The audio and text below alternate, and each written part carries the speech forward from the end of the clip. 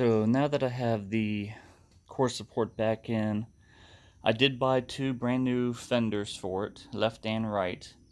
However, the quality of fitment was subpar. They would not fit anywhere close, so I ended up putting the factory fenders back on and just living with the little bit of dents that came with it. The company that I ordered them from said I don't have to even return the fenders. They just went ahead and gave me my money back, so score on that one. I got the fuel injection put on, in the process of maybe doing some wiring. I have the Hyperspark making brackets for. I haven't really figured out how to mount it all down. The coil, I'm thinking about making a bracket to go right about here, kind of sitting out a little bit, but I think that's going to hit my air cleaner, so that's not going to work. I got to figure something out because they say you should put it within 10 to 12 inches of your distributor. I plan on putting it above the Hyperspark, going it like that, but they said no unless I use some really expensive ass wires. The power steering I am working on here. Also, you can see how close they are, really close. So I went up and got several different attempts to see what might work, what might not work. My throttle linkage is way too long, so I ended up going out and getting a Mr. Gasket throttle kit that attaches to the foot pedal. My fan brackets, which were T-shaped, I could not find a connector to fit, so I went out and got some Dormans, male-female connectors, so I can start hooking them up. The upper radiator hose I found worked best from a 1988 Chevy truck. The lower radiator hose was a question mark. Literally, I just went up to the auto parts store and pulled it off the shelf and said, yes, I take that because it's a 90-degree elbow.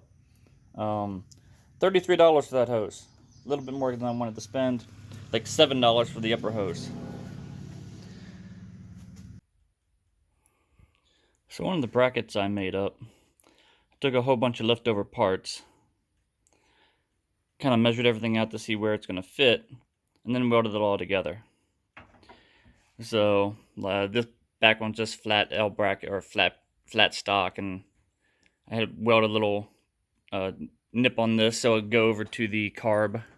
So basically,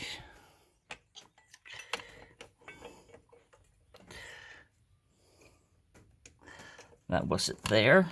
If I can get it to zoom in. There we go. Sits there. This, after I get it out of the wires, will sit there. That will sit there. Put this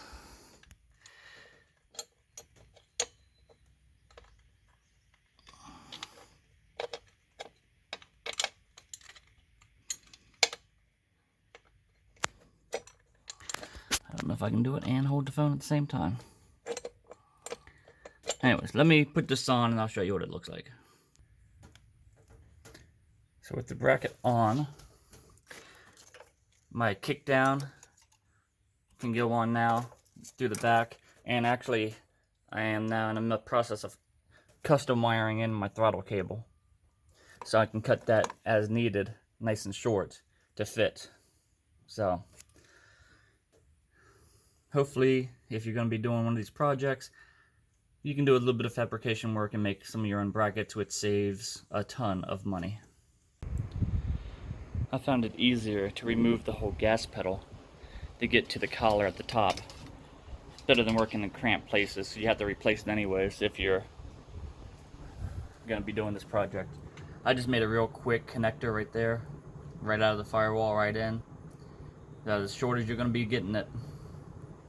So here I'm just going to basically lay this in.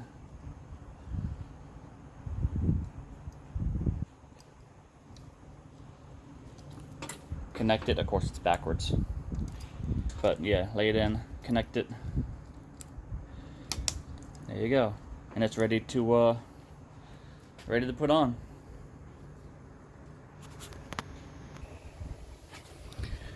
Alright, I'm in the process of making a new bracket. I need to extend my arm up to give me a little bit more throttle pedal. So basically I just took a piece of flat, start bending it around, cutting it out.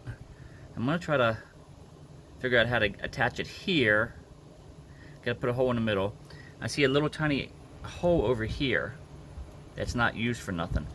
So I'm thinking I can use that as a mounting pivot to mount this arm for my extender on. So here's the bracket I made. And it just slides over. It completely encompasses the top piece all the way around. Misses, oh, sorry. Misses that. Let's see if I can zoom in.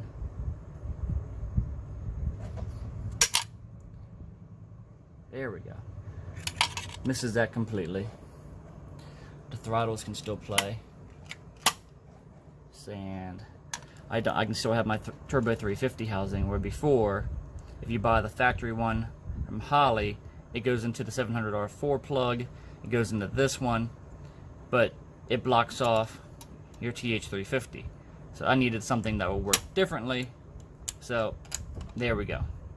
Doesn't touch there, doesn't touch here. Everything is beautiful. So here's the transmission bracket that I made.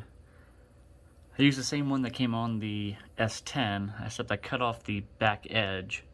I measured a new one for the TH350, cut it out, just regular scrap metal, welded it to the plate, welded it back up, and it all fits in perfectly fine.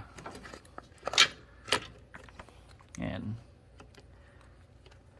yeah, but anyways, yeah, it fits in there fine. You can also measure it. I didn't use these holes here because every time I try to put a screw in this one, it starts breaking this metal. So that's why I decided to use the ones down here. The power steering went on fairly easy. I thought I was going to have trouble because the power steering pump is so close to the power steering itself. But I was able to find some really close fitting power steering lines, and I will show them up in the top corner of what numbers I used. And I did have to bend one a little further than the other. So I've made a little mark with a blue Sharpie to let me know where I need to make my bend. But when I bought this hose, this was perfectly straight. It just had one little sharp edge where it turned in. So I made these bends myself to wrap around the power steering pump. And that worked out great. And I took the other one, the return, and wrapped it around just through the bottom. Clamped it on. So that worked out great. I did have to buy an extension or an adapter, about a 1/2 inch, because my bracket that I made here was hitting the top, or hitting the bottom of the air filter.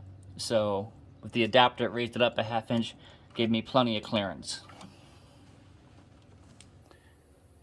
I'm still looking for a good set of wires, because I don't like the way these look. They're just too far hanging out there. They're made to go behind the head, and as you can see, I'm not going behind the head. So that's what I've come up with so far.